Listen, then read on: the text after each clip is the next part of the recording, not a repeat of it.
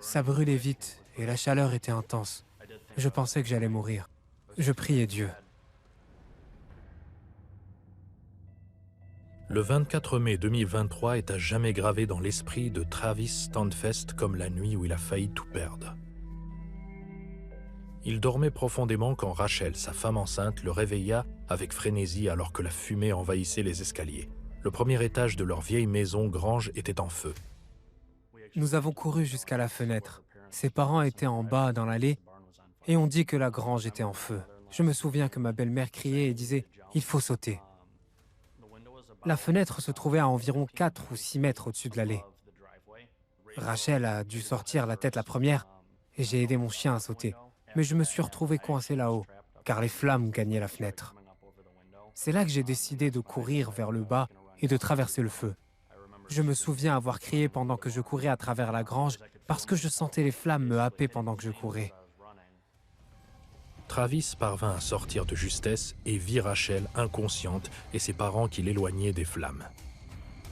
La peau en feu, Travis se précipita dans la maison de ses beaux-parents, adjacente à la grange, pour prendre une douche froide. À ce moment-là, j'ai vu que mes mains étaient brûlées. J'ai vu que mon pantalon avait pris feu et que mes jambes avaient été touchées. Je ne savais pas à quel point le reste était grave. La première chose que j'ai faite, dès que j'ai eu le temps de me ressaisir, a été de prier. « Dieu, s'il te plaît, sois avec ma femme. » Et je le répétais sans cesse. Les pompiers et les paramédicaux arrivèrent pour installer Travis et Rachel dans l'ambulance. Aux urgences, on découvrit que Rachel souffrait d'une hémorragie cérébrale due à une fracture du crâne, ainsi que de brûlures au 3e degré allant de ses jambes à son torse. Ne sachant pas si elle survivrait, et comme elle était enceinte de 36 semaines, les médecins optèrent pour une césarienne d'urgence. Pendant ce temps, Travis fut opéré de nombreuses brûlures, y compris au visage. Ils m'ont mis sous sédatif. Je me souviens de flashs rapides quand je suis arrivé à l'hôpital. J'ai entendu qu'elle entrait dans la salle d'accouchement. C'est à peu près tout. Leurs familles contactèrent leurs églises et des centaines de personnes prièrent pour eux. Quelques heures plus tard, les chirurgiens parvinrent à arrêter l'hémorragie cérébrale de Rachel, lui sauvant ainsi la vie. Travis et elle purent alors rencontrer leur fille, Brinley. Elle n'avait pas la moindre égratignure. Elle était parfaite. Dieu est si fidèle. Jour après jour, nous prions pour qu'une partie de notre corps guérisse.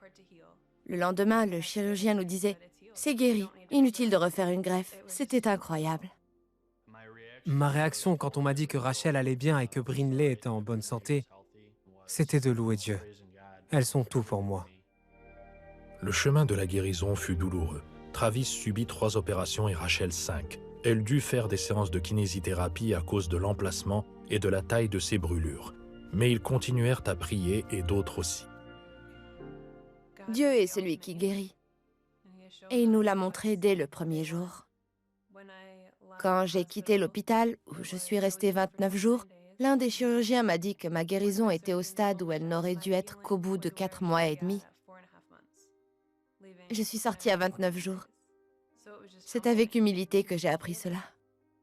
Tant que vous n'êtes pas dans une situation où votre vie est en jeu et que vous voyez des miracles se produire dans tous les coins, pour moi, c'est là que j'ai compris à quel point la prière est importante. Le feu brûlait à une vitesse d'environ 2 mètres par seconde à son maximum. Le fait que nous ayons survécu à cette violence me stupéfie. Dieu est vraiment intervenu. Et c'est par sa grâce qu'il nous a sauvés. Travis et Rachel retrouvèrent Brinley et leur chien, Otis, qui est également sorti indemne de l'incendie. Ils publièrent des vidéos de leur vécu sur les réseaux sociaux qui ont été visionnées des millions de fois. La cause de l'incendie ne fut jamais déterminée et seule une Bible, une photo et la tunique de baptême de Rachel, à présent encadrée, ont été épargnés. Travis et Rachel croient que Dieu les a délivrés pour qu'ils puissent raconter sa bonté au monde entier. Notre gratitude, ce serait un euphémisme, c'est un miracle. Oui, nous avons vécu cela, oui, c'était difficile, mais nous sommes là, nous avons une petite fille. Nous sommes ici pour raconter l'histoire de Dieu. Si vous fixez vos yeux sur lui, il sera avec vous. Tout le mérite en revient à Dieu. Il nous a donné l'occasion à travers notre vécu de faire connaître qui il est. Je n'ai jamais considéré cela comme l'histoire de Travis et Rachel. mais comme une occasion de révéler à tout le monde qui est Dieu et à quel point il est fidèle.